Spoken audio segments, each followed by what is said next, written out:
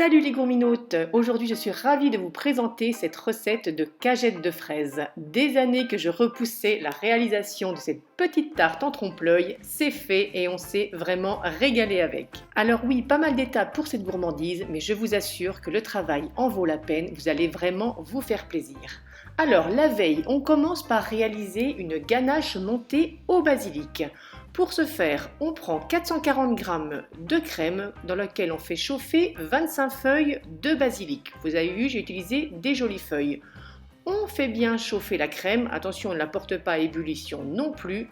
Ensuite, on couvre, on retire du feu naturellement et on laisse infuser 1 heure. Quand le temps est écoulé, on filtre la crème, on presse bien toutes les feuilles pour en retirer la saveur. Et on met de côté. D'autre part, on fait fondre 100 g de chocolat blanc au micro-ondes. Pendant ce temps, on va réhydrater 4 feuilles de gélatine, c'est-à-dire 4 g dans de l'eau froide pendant 10 minutes. On prélève une partie de notre crème infusée qu'on va venir faire chauffer et quand notre gélatine est réhydratée, on vient la diluer dans cette crème chaude. Pas la peine de faire chauffer toute la crème, ça ne sert à rien, juste une petite partie.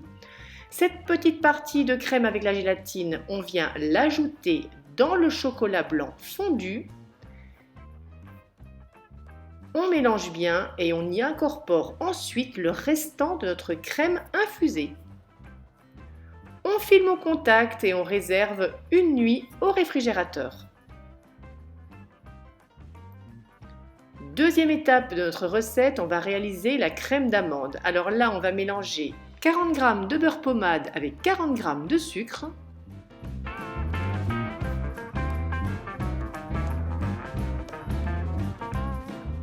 On incorpore ensuite 40 g de poudre d'amande.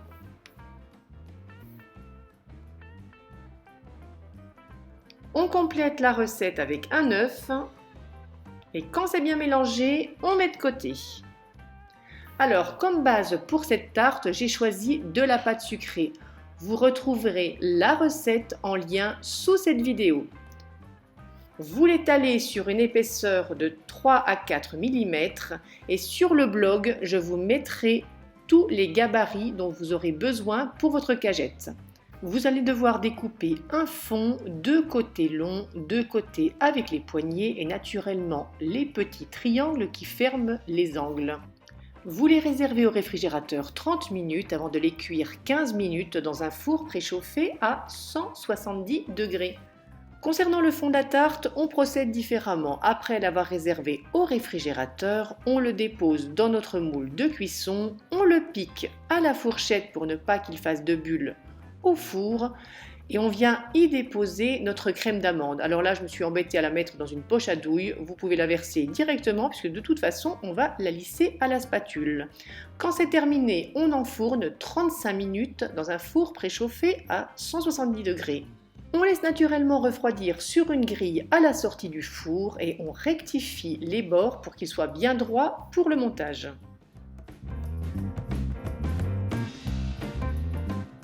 Je vous montre la coupe, vous avez la pâte sucrée bien dorée dessous ainsi que la crème d'amande bien cuite dessus. Pour le montage, c'est tout simple, j'ai fait fondre 3 carrés de chocolat blanc et c'est parti, on assemble la cagette. Petite astuce, je vous conseille de bloquer vos morceaux de pâte avec des petits ramequins ou n'importe quoi d'autre le temps que le chocolat blanc durcisse.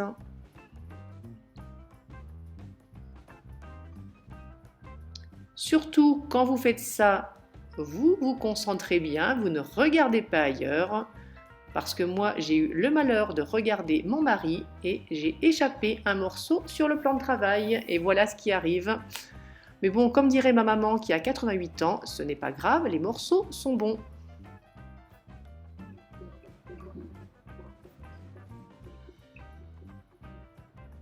Il ne reste ensuite plus qu'à ajouter les angles et on laisse sécher le temps de monter la ganache.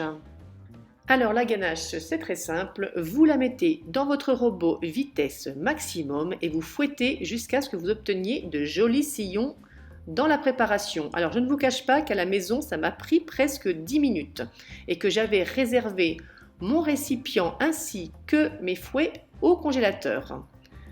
Vous dressez votre ganache. Moi, j'ai choisi de la dresser à la poche à douille. Vous pouvez la mettre à la cuillère. Franchement, ça ne changera pas puisqu'on va la cacher avec les fraises. Vous en mettez une généreuse couche tout au fond de votre cagette.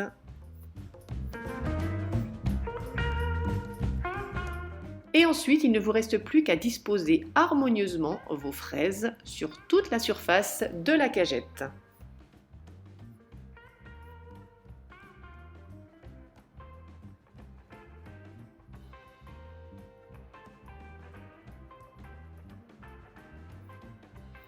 Et voilà mes gourmands, à votre tour maintenant de réaliser cette jolie tarte en trompe-l'œil. J'espère que cette recette vous aura plu. Nous, elle nous a enchanté les papilles. Je vous dis à très vite pour une prochaine gourmandise et je vous fais de gros bisous sucrés à tous.